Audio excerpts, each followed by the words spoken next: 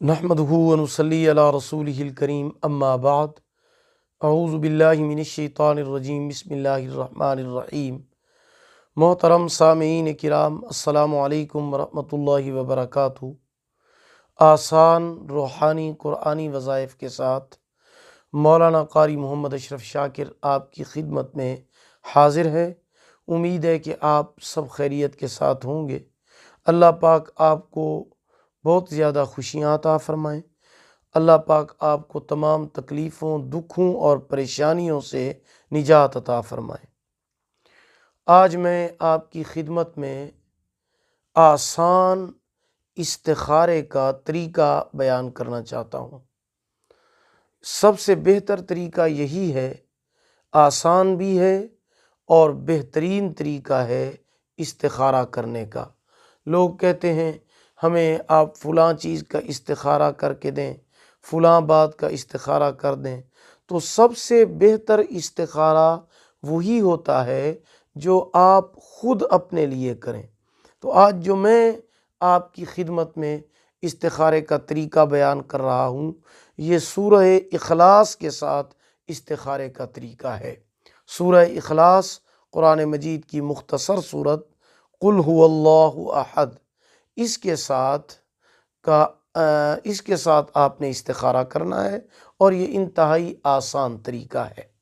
آپ کا کوئی بھی بڑے سے بڑا مسئلہ ہے جس کی وجہ سے آپ استخارہ کرنا چاہتے ہیں، وہ شادی کے حوالے سے ہو، کاروبار کے حوالے سے ہو، آپ یہ استخارہ جو ہے اللہ پاک کے ساتھ مشورہ کرنے کا نام ہوتا ہے۔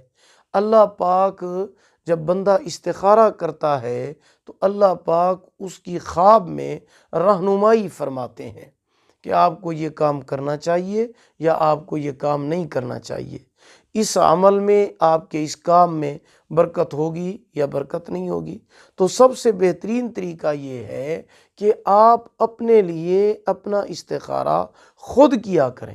یہ آسان طریقہ میں آپ کو بیان کر دیتا ہوں، انشاءاللہ آپ کو سمجھ میں آئے گا اور انشاءاللہ بہت زیادہ فائدہ مند ثابت ہوگا۔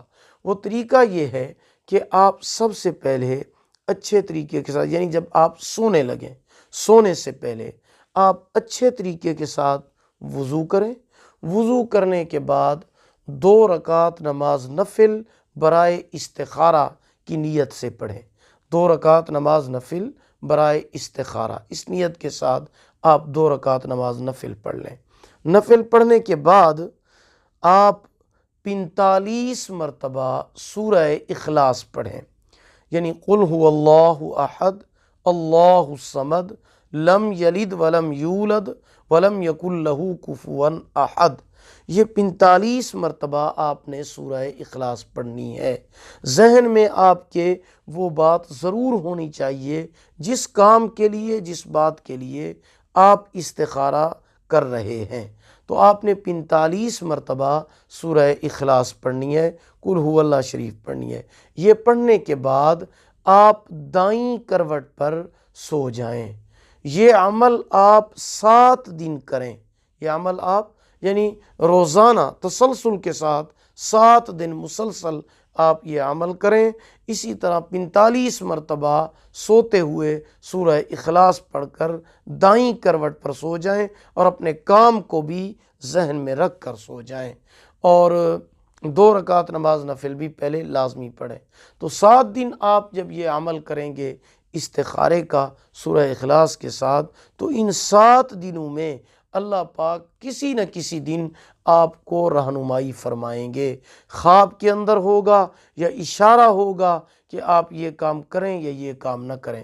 اگر آپ اس دوران 7 دنوں میں کوئی اچھا خواب دیکھتے ہیں تو اچھا خواب دیکھنے کی وجہ سے آپ یہ سمجھ لیں کہ آپ کا استخارہ 100% ٹھیک ہے، اور اگر آپ کو کوئی برا اور ڈراؤنا خواب آتا ہے تو آپ سمجھ جائیں کہ یہ کام جس کے لیے آپ استخارہ کر رہے ہیں وہ آپ کے حق میں بہتر نہیں ہے۔ اچھے خواب میں سمجھ جائیں کہ وہ کام آپ کے حق میں ضرور بہتر ہے۔ اور اگر ان 7 دنوں میں کسی قسم کی کوئی رہنمائی نہیں ملتی، اشارہ نہیں ملتا، خواب نہیں آتا، تو پھر آپ کا دل جس طرف مائل ہو، متوجہ ہو، اگر آپ کا دل یہ کہے کہ یہ کام مجھے کر لینا چاہیے، یہ بہتر ہے، تو پھر آپ اس کام کو کر لیں، استخارہ اسی طرف جا رہا ہے۔ اور اگر آپ کا دل یہ کہے کہ یہ کام میرے لیے بہتر نہیں ہے، تو پھر یہ کام نہ کریں۔ کیوں؟ اس لیے کہ دل کا یہ کہنا بھی اس بات کی طرف اشارہ کرتا ہے کہ یہ استخارہ آپ کے حق میں ٹھیک نہیں ہے۔ امید ہے کہ آپ کو ہماری یہ ویڈیو پسند آئی ہوگی۔ اگر آپ کو یہ ویڈیو پسند آئی ہو، اسے لائک بھی کریں، صدقہ جاریہ سمجھ کر اسے شیئر کریں۔ اگر آپ ہمارے چینل پر نیو ہیں تو ہمارے چینل وظائف ٹیوب نیٹ ورک کو سبسکرائب کریں، ساتھ لگے ہوئے گھنٹی کے نشان پر ضرور کلک کریں تاکہ ہماری نئی ویڈیو کی اپڈیٹ سب سے پہلے آپ کو مل سکے۔ اگر آپ ہم سے آن لائن قرآن مجید پڑھنا چاہتے ہیں یا اپنے بچوں کو پڑھانا چاہتے ہیں تو ہمارا واٹس ایپ نمبر آپ کی سکرین پر موجود ہے۔ اللہ پاک آپ کے حامی و ناصر ہوں۔ آخر دعوانا ان الحمد للہ رب العالمین۔